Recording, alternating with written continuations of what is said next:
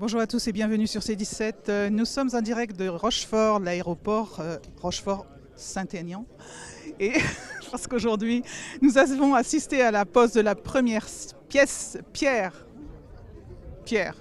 du site d'assemblage des avions hybrides. Bonjour Monsieur le Président, pionnier de l'aviation hybride, Jean Doty. Bonjour. Alors dites-moi, c'est un enjeu complètement exponentiel. C'est le projet d'une vie, ça. Le projet d'une vie, et aujourd'hui vous êtes sur cet aéroport que vous avez choisi pour nous présenter cet avion qui est passé une fois, deux fois, trois fois dans le ciel, et vous allez nous expliquer rapidement qu'est-ce qu'on a pu voir. Vous avez vu un avion qui respecte l'environnement, pas seulement d'un point de vue des émissions, du CO2, du CO, du NOx, mais aussi qui respecte l'empreinte sonore. C'est important de pouvoir faire des opérations. Vous voyez, notre avion a une vocation non seulement à emmener des passagers, mais aussi des malades, à faire du transport de cargo. Et donc il faut faire des opérations 24 heures sur 24, etc. Donc ce n'est pas seulement une réduction des émissions, mais c'est aussi les émissions sonores. Et ça, je pense que pour nous, ça a été dès le départ qu'on a envisagé un avion comme ça. C'est l'aviation décarbonée, l'aviation du futur. Vous avez à vos côtés le directeur de programme qui va nous parler aussi de tout ce qui concerne le futur de ces avions. Alors le futur de ces avions, c'est pour nous arriver à connecter les régions. On est à Rochefort en région Nouvelle-Aquitaine. L'idée, c'est d'arriver à faire des liaisons interrégionales et respectueuses de l'environnement.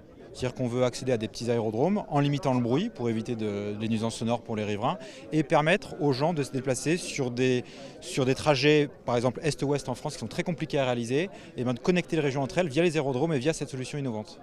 Le Casio S a été présenté au Salon d'Ur-Bourget, c'est là où se passe beaucoup de choses. C'était en 2019, ça. Oui.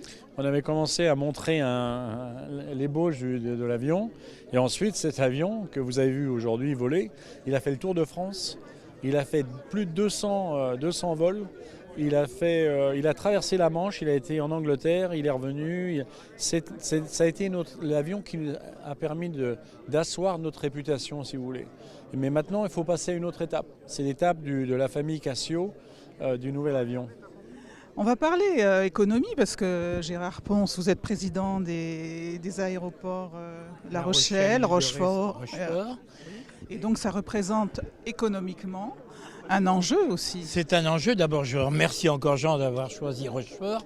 Moi, je suis un président heureux. Aujourd'hui, regardez le monde, regardez si ça déplace et la presse et tout. Donc, c'est un enjeu très important pour Rochefort. Et en plus, c'est 60 emplois à peu près pour démarrer. Donc, et développer pour démarrer, puisqu'on avait dit 150 emplois à terme. Et puis, ça va donner idée peut-être à d'autres de venir s'installer. Il y a encore quelques pistes là-dessus.